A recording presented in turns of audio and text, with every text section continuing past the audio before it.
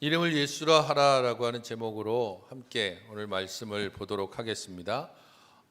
사진을 한번 보시면 혹시 이분을 여러분들 잘 아시는가 모르겠네요. 아시겠습니까? 누군지?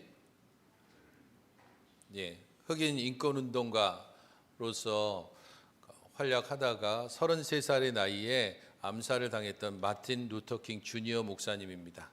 이분을 인하여서 흑인 인권운동이 굉장히 좀 향상이 되었죠. 또 다른 사진의 이름을 혹시 저기 나오는 여자분 이름을 혹시 아시는 분 계십니까?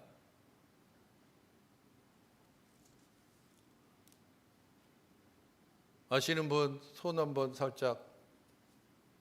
모릅니까? 로자 파크스라고 하는 분입니다. 마틴 루터 킹이 있기 위해서는 저 여자분이 있어야 합니다. 1955년 12월 1일 날 저기 로자 파크스라는 저분이 당시에 버스에는 흑인석과 백인석이 따로따로 분리가 되어 있었습니다.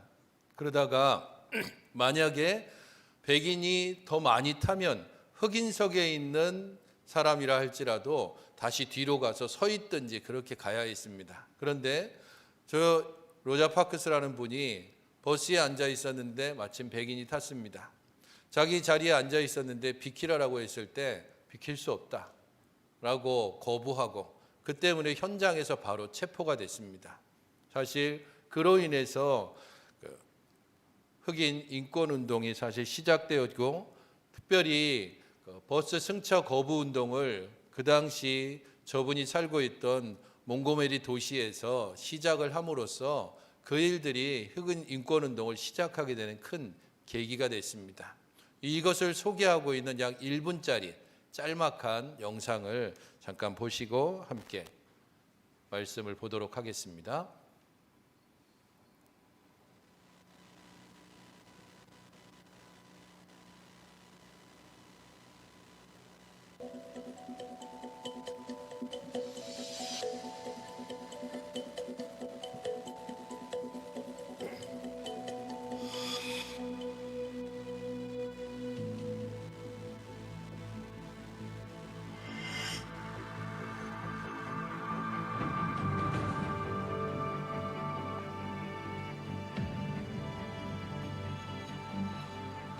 그래서 결국에는 이제 이분은 주법 위반으로 경찰한테 연행이 되어가지고 벌금도 내고. I feel determined to take this as an opportunity to let it be known that I did not want to be treated in that manner.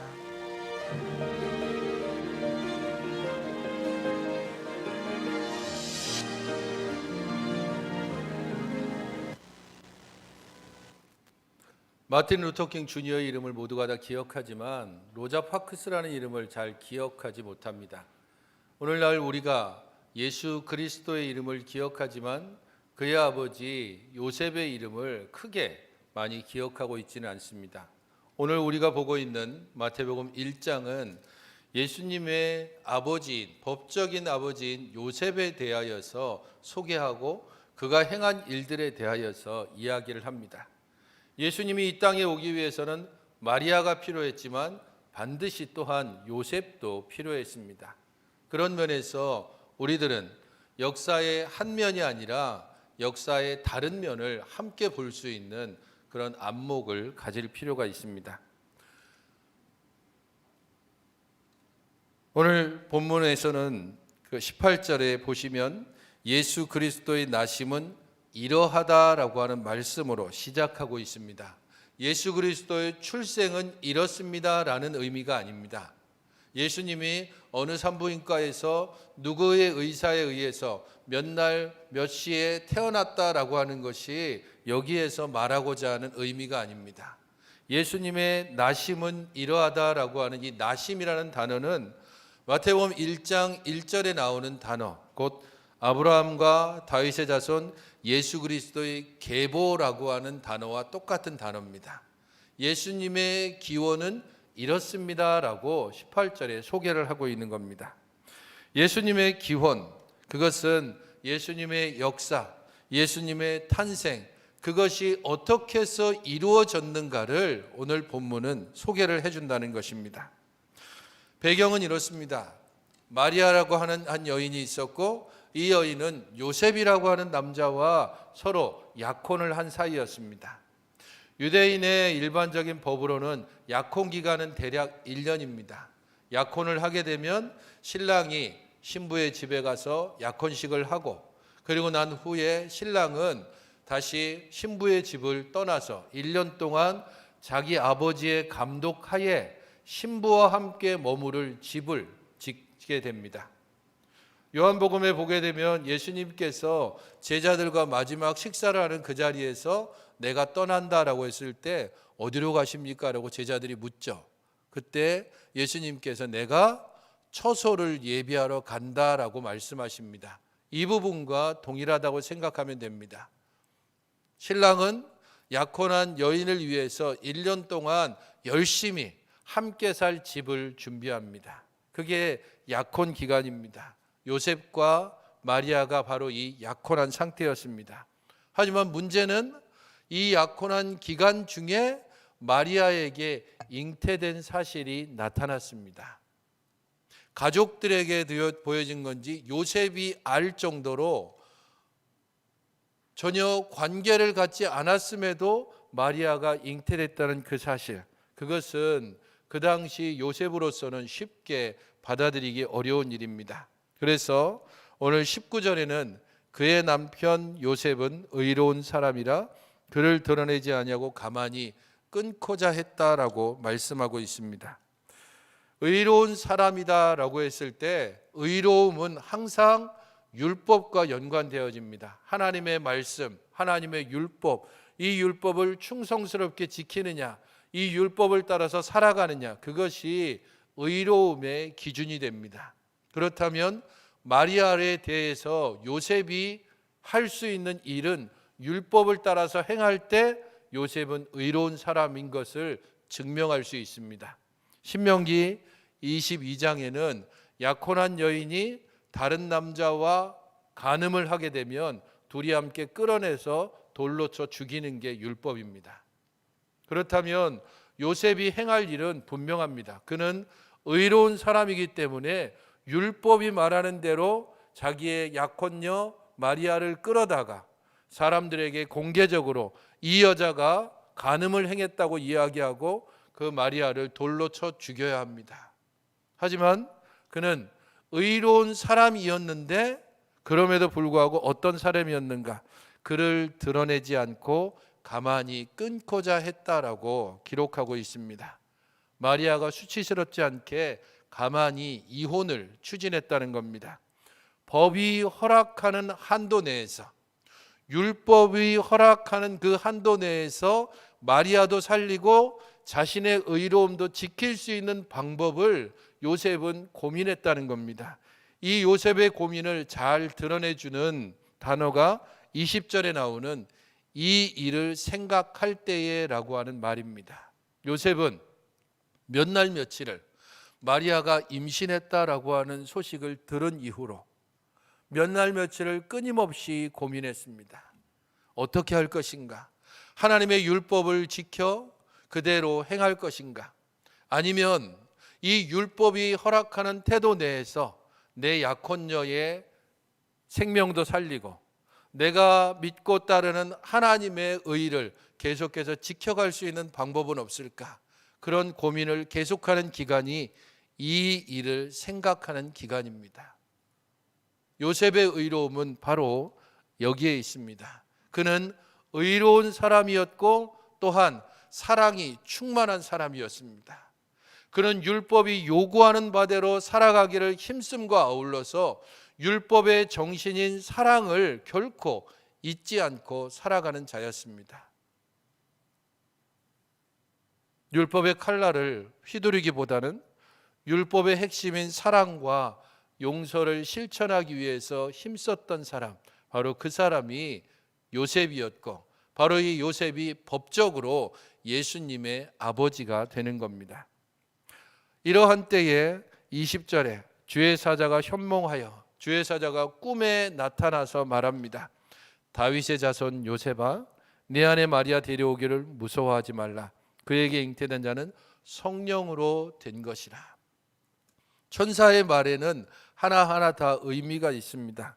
다윗의 자손 요세바라고 부를 때에 그것은 예수님의 신학적인 기반을 제공해 줍니다. 곧 요셉을 향해서 다윗의 자손이라고 함으로써 예수님이 바로 요셉을 통해 다윗의 자손으로 난다고 하는 신학적인 오랜 예언을 그대로 이루게 되는 것입니다.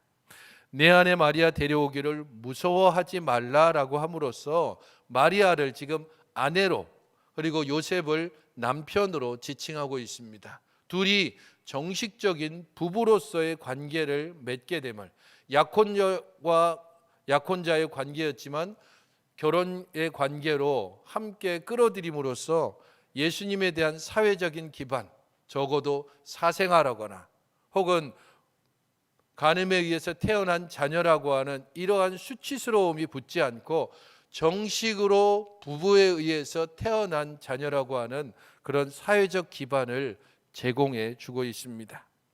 아들을 낳으리니 이름을 예수라 하라라고 말씀합니다. 이사야서 7장 14절에 예언된 대로 임마누엘 예언을 성취시키는 말씀입니다. 네가 아들을 낳을 것이고 그 아들의 이름을 예수라 하라. 자기 백성을 그들의 죄에서 구원할 자입니다. 예수님의 이름을 통해서 임마누엘 예언이 성취되는 것처럼 보입니다. 하지만 예수님의 이름 자체가 임마누엘 예언을 성취하는 것이 아닙니다. 그의 탄생으로부터 그의 십자가의 죽으심까지 그의 모든 사역이 이 임마누엘 예언을 성취시키는 것입니다. 주께서 너와 함께 계신다. 주께서 너의 기쁨 가운데, 주께서 너의 슬픔 속에서, 주께서 너의 고난의 그 가시밭길 가운데, 주께서 너의 그 원통한 마음과 함께 계신다라고 말씀하십니다.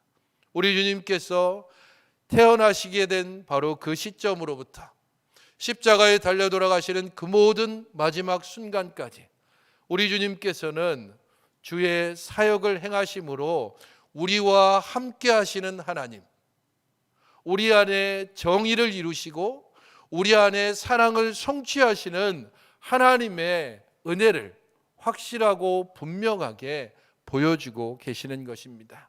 바로 그 일을 이루기 위해서 반드시 필요한 사람이 있는데 예수님의 어머니와 아버지입니다.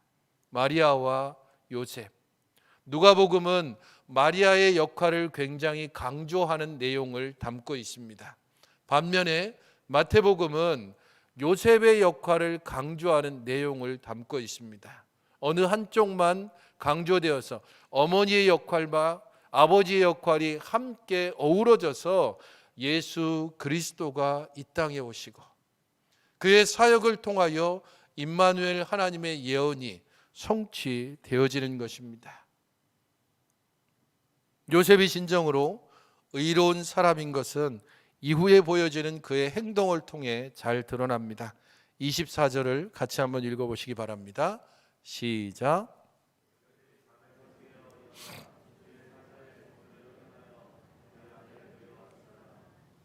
예.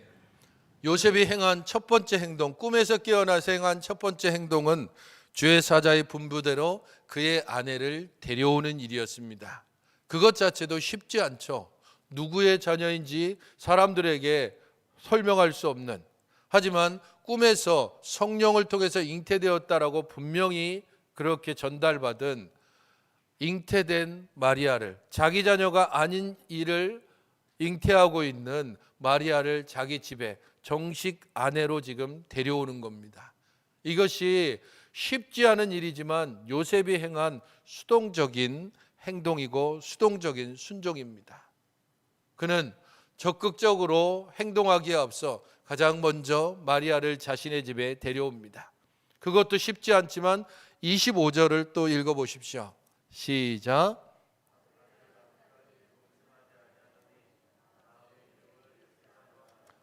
요셉이 보인 두 번째 행동은 어떤 것인가 하면 마리아를 데려온 후에 아들을 낳기까지 동침하지 않았다는 겁니다. 사자를 통해서 전달되어진 성령을 통해 잉태되어졌다라고는 이 부분을 그는 받아들였고, 그 아들을 낳기까지 동침하지 않음으로써 예수님께서 동정녀를 통하여 나신다고 하는 예언을 성취하고, 사자를 통해서 자신에게 전달되어진 말씀에 그대로 순종했습니다. 그는 수동적이든지 혹은 능동적이든지 하나님께 순종했고, 하나님의 말씀에 온전히 헌신했습니다. 이러한 요셉의 헌신을 통해서 예수님께서 이 땅에 오시고 우리 죄인을 위하여 십자가에 달려 돌아가시는 놀라운 구원의 역사가 우리에게 이루어졌습니다. 성도 여러분, 매년 맞이하는 성탄절입니다. 이 성탄절이 될 때마다 우리는 평화의 왕이신 예수 그리스도를 기억하는 대림절을 시작으로 해서 우리의 기다림과 우리의 소망이 누구에게 맞춰져 있고 어디에 맞춰져 있는지를 잘 생각해 봅니다. 또한 이 대림절 기간들을 통해서 내 삶이 얼마나 하나님의 말씀과 멀어져 있는지, 그리고 하나님의 뜻과 얼마나 따로 가고 있는지를 돌아보며 회개하는 시간을 갖습니다. 그리고 이 성탄절날 우리는 우리 안에서 하나님의 의를 완성하시고 하나님의 사랑을 성취하신 예수 그리스도를 다시 한번 깊이 생각하면서 우리도 그리스도께서 이루신 하나님의 사랑과 하나님의 의로움을 이루어가는 삶을 다시 한번 결심하게 됩니다. 기억하십시오. 사랑과 정의는 함께 가는 것입니다. 시대 정신이 아무리 하나님의 말씀을 거스리고 시대의 모든 흐름들이 하나님의 말씀을 따르는 것이 어리석다라고 이야기한다 할지라도 하나님의 역사를 만들어가고 하나님의 역사를 이루어가는 사람들은 말씀을 붙잡고 살아가는 사람들인가 아울러서 그 말씀을 자신의 삶 가운데서 끊임없이 실현하기 위해서 때로는 자신을 희생하고 때로는 자신을 포기하고 때로는 깊이 있게 몇 날 며칠 때로는 평생토록 말씀을 붙들고 고민하며 기도하며 엎드리는 사람들을 통하여 하나님의 역사는 이 땅 가운데 이루어지는 것입니다. 요셉이 얼마나 많이 고민했겠습니까? 하나님의 말씀을 따라 쉽게 살면 됩니다. 그렇게 되면 정의는 이루어지지만 사랑은 실천되지 않습니다. 사랑과 정의를 함께 끌고 간다는 것, 그것은 깊이 있는 고민과 깊이 있는 묵상을 필요로 합니다. 말씀을 알되 그냥 겉으로 아는 사람은 쉽게 말씀의 칼날을 휘두릅니다. 하지만 말씀을 깊이 아는 사람은 그 말씀의 원래의 의미가 무엇인지, 이 말씀을 통하여 하나님께서 우리에게 무엇을 명하시는지를 고민하고 기도하는 가운데 지혜롭게 행동하는 길을 찾아가는 것입니다. 바로 그 길을 요셉이 보여주고 있습니다. 이 모든 것을 알고도 가만히 끊고자 했고 그 일 때문에 몇 날 며칠을 뒤척이는 가운데 천사의 음성을 듣게 되는 것입니다. 쉽게 결단하지 마십시오. 쉽게 행동하지 마십시오. 깊게 고민하시고 다시 한번 생각하시고 하나님의 말씀이 우리에게 명하시는 바가 무엇인지, 나의 이런 결심과 결단이 하나님의 뜻에 정말 합당한지, 이게 정의롭고 사랑을 따라 행하는 것인지를 바르게 알고 행동할 때 바로 그때 그리스도께서 우리를 통하여 이 땅 가운데 역사하시는 것입니다. 하나님의 역사에 기쁨으로 참여하시는, 정의를 발붙이며 살되 사랑을 지향하는 우리 모든 성도들의 삶이 되시기를 주님의 이름으로 축원드립니다. 하나님 아버지, 저희 모든 삶을 주의 은혜 가운데 온전히 주관하시고 인도하여 주셔서 하나님 우리에게 말씀하고 명하시는 바를 온전히 따라 살게 하여 주시옵소서. 이 땅의 역사 가운데 이름도 없이 빛도 없이 그러나 끝까지 하나님의 말씀을 붙들고 살아간 이들로 인하여 복음은 쉼 없이 세계 각국으로 퍼져가고 바로 오늘 우리들에게 이 복음의 기쁜 소식이 전달되므로 저희가 이 성탄의 기쁨을 맞게 하시니 감사를 드립니다. 주가 우리에게 말씀하신 바대로 하나님의 말씀을 굳건히 붙들고 하나님께서 명하시는 바로 그 길로 감사함으로 행하는 사랑과 정의의 사람으로 살게 하여 주시옵소서. 그리하여 온 땅이 예수 그리스도의 구원을 알도록 저희들의 모든 삶을 온전히 주관하여 주시옵소서. 예수님의 이름으로 기도하옵나이다. 아멘. 모두 자리에